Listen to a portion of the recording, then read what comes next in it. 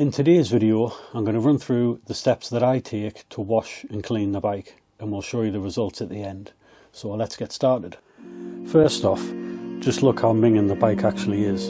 It's covered in mud, salt, roadkill, you name it. It's probably the worst the bike's ever been. So it's just as well it's got a healthy coating of ACF 50 underneath all that crud. So I'll speed through cleaning the chain, which is always the first step before I wash the bike, but I'll not go into this process as I do already have another video on this subject.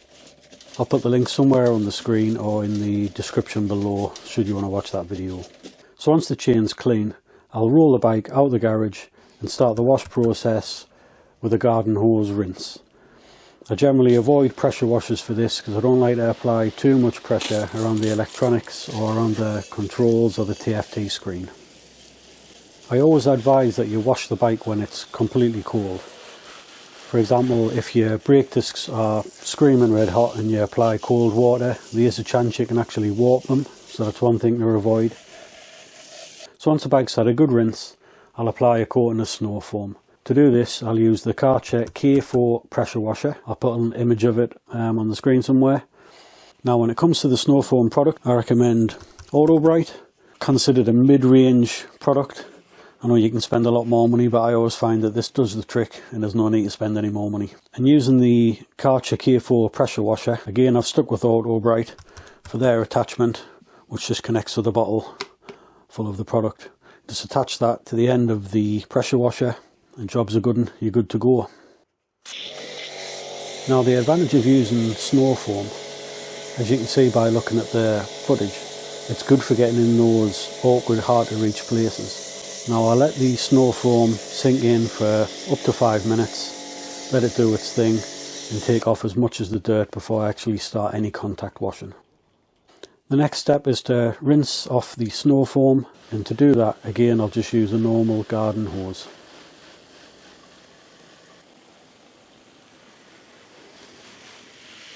The actual wash process itself, I use a Meguiars product, and I've used this for years. I've used it on all the cars I've owned and previous bikes, and I think it's fantastic. It's Meguiars Gold Class Car Wash. All I do is apply 3 scoops to a bucket, fill it with warm water, and then you're good to start the wash process. Now when it comes to what bucket to use, I know this is a touchy subject and that people do lose a lot of sleep over it, so I thought I'd actually show you the bucket I use. Now if you've looked into detailing videos, they'll always mention a 2-bucket method. Now if I'm being perfectly honest with you, I'll just use a single bucket, and no, it's not through laziness, but what I use is a bucket that comes with a grid on the bottom, and all this does is as the debris enters the water, drops down to the bottom, and this stops it from swirling back up as I'm dipping the wash mitt into the bucket. For the contact wash process, I always use a wash mitt. I would recommend changing these every few months just in case you get grit or some other foreign body stuck within the fibres. The last thing you want to do is be swirling that around your paintwork. So starting at the top of the bike, I'll work my way down using the wash mitt in the Meguiars shampoo.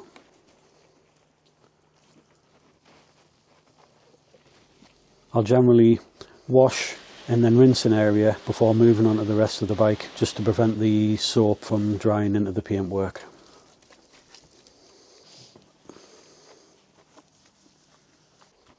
I'm always careful around the TFT screen and the controls. Just make sure too much water doesn't get in there, because that's the last thing you want.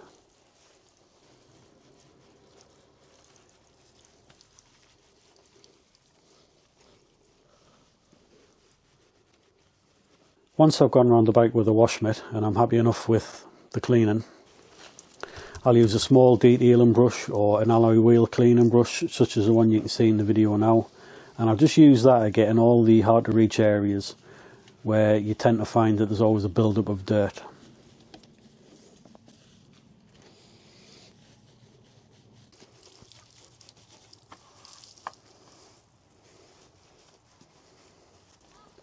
Now you'll probably notice by now I haven't paid any attention to the tyres or the alloys. I always leave that to the end. I'll finish off with one final rinse, before using a dedicated drying towel to remove as much of the water as I can.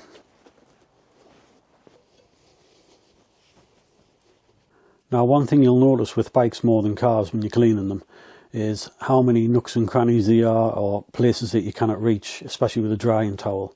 So for this I'll use the Karcher hoover, and the good thing with this is you can detach the hoover hose, for want of a better term, and you can attach it on the opposite side and it turns into a blower. So using this, it's so much easier to clear away the water from all the areas that you cannot reach with a towel. But again, just be mindful of the controls and the TFT screen, because you don't want to push water into the little gaps into the electrics. It is worth noting that before I started washing the bike I actually cleaned the chain, so I will have to oil it at the end. So to aid with that process, I'll use the Karcher blower to clear off as much water from the chain as I can. And here's the results. Not too shabby for just an hour's work.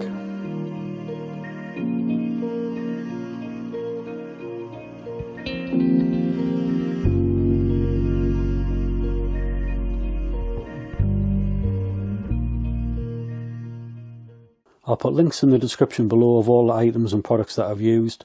Unfortunately, I'm not famous enough to offer you any brand discounts, but that's a wrap for today. So thank you for watching. Please leave comments, like, and don't forget to subscribe.